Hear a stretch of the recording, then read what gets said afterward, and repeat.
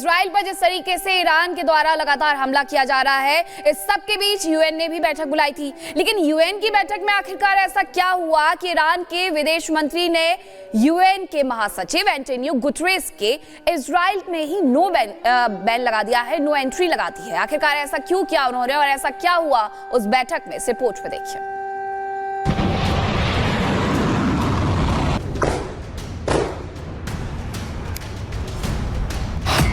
UN में are पार,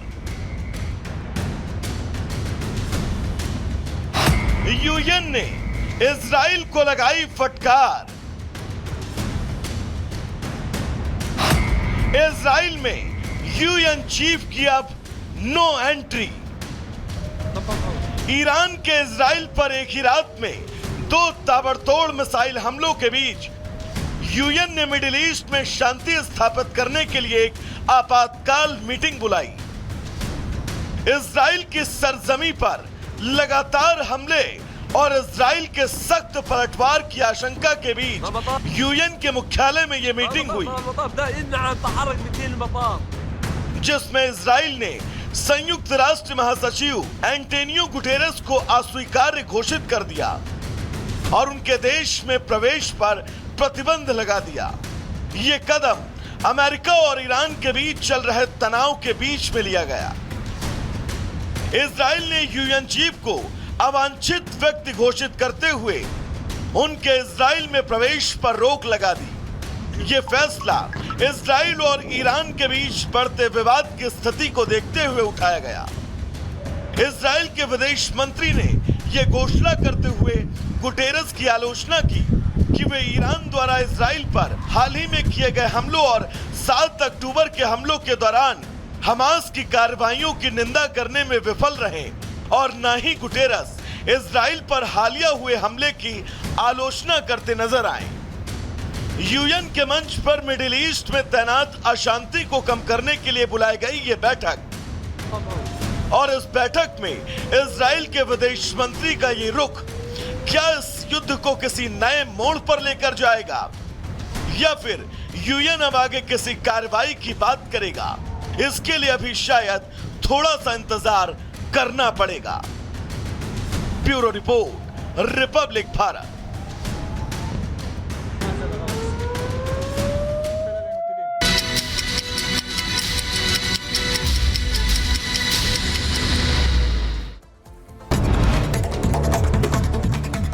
बरेली में अवैध पटाखा फैक्ट्री में हुए विस्फोट का सीएम योगी ने संज्ञान लिया। मामले में 2 इंस्पेक्टर समेत 4 पुलिसकर्मी सस्पेंड।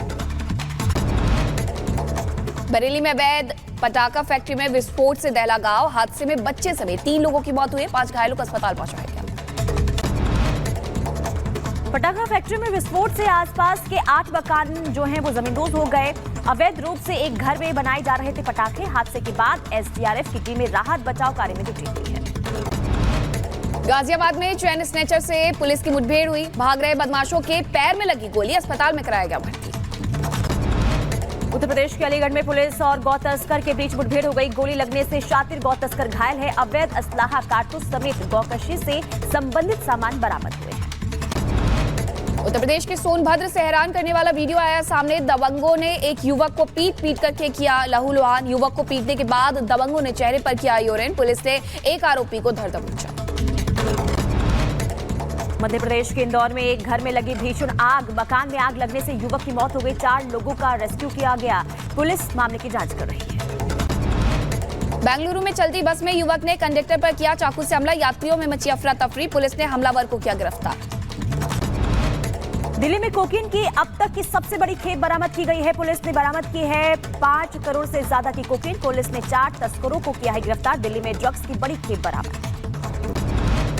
जौनपुर में आदमखोर भेड़िए का आतंक देखने को मिला। घर के बाहर चारपाई पर सो रही महिला पर भेड़िए ने किया हमला, महिला की उंगली काटी, कई जगह चोटें आई।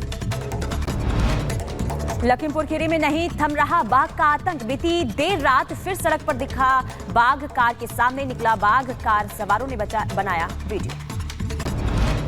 बहराइच में पिंजरे में कैद हुआ आदमखोर तेंदुआ। 1 हफ्ते से ग्रामीणों में बनी हुई थी दहशत। तेंदुए ने अब तक 5 लोगों पर किया था हमला।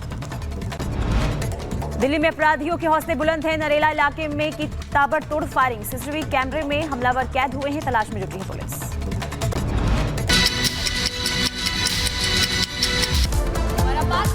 मिडिल ईस्ट की। मिडिल ईस्ट इस समय ज्वालामुखी बना हुआ है और एक ऐसा ज्वालामुखी बना हुआ है जो अपने चरम पर हो, किसी भी समय फट सकता है और इसका फटना बेहद हानिकारक हो सकता है। बिल्कुल, देखिए ज्वालामुखी फटा तो मान लीजिए कि महाविनाश होगा, क्योंकि अगर दो शक्तियां आपस में टकराती है इसके बाद क्या नतीजा होगा या आप इसका अंदाजा खुद लगा सकते हैं। लेकिन अगर दो महाशक्तियों का टकराव होगा तो समझ लीजिए कि जो ये युद्ध है वो परमाणु युद्ध में तब्दील हो सकता है। रिपोर्ट देखिए।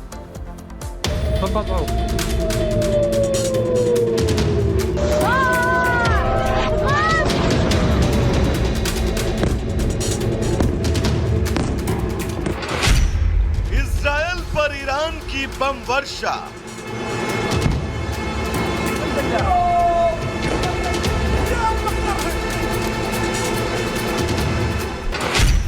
तेल अवीव से तेहरान और यूएन तक चर्चा।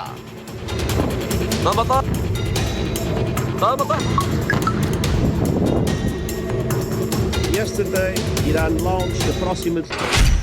इजराइल को अमेरिका का साथ। The answer is no.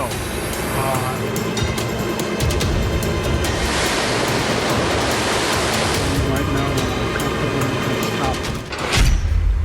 Netanyahu नहीं सुनेंगे किसी की बात।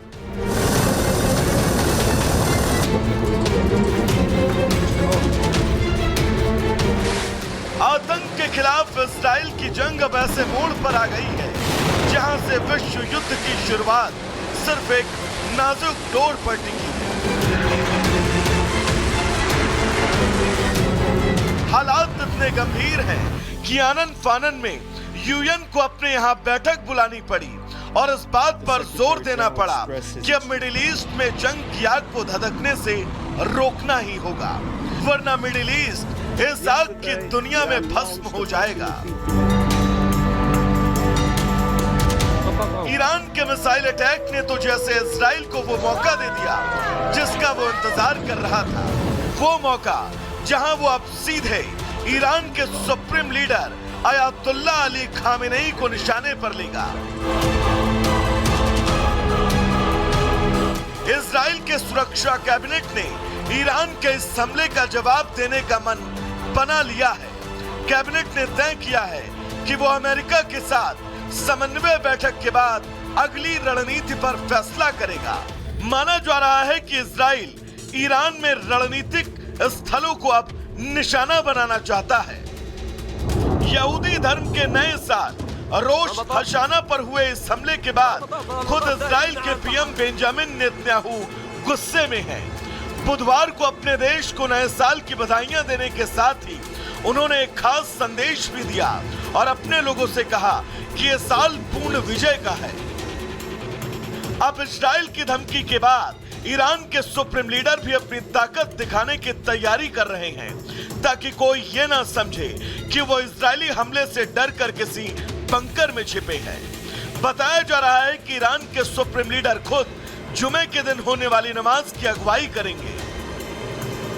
अब मिडिल ईस्ट में जंग धधकती आग पर रूस ने मिडिल ईस्ट की स्थिति को लेकर चिंता जताई। ईरान के हमले के बाद क्रेमलिन के प्रवक्ता दमित्री पेस्कोव ने इजराइल की निंदा की और कहा कि मिडिल ईस्ट में हालात अब लंबे समय से आशंकित क्षेत्रीय युद्ध के करीब पहुंच गया है। ईरान के हमले के बाद इजराइल ने पलटवार करने का फैसला किया और ये पलटवार ईरान के लिए घातक भी हो सकता है। खासकर नसरल्लाह की मौत के बाद ईरान के सुप्रीम लीडर खामेनेई इजराइल की ताकत समझ चुके हैं। Bureau report, Republic Bharat.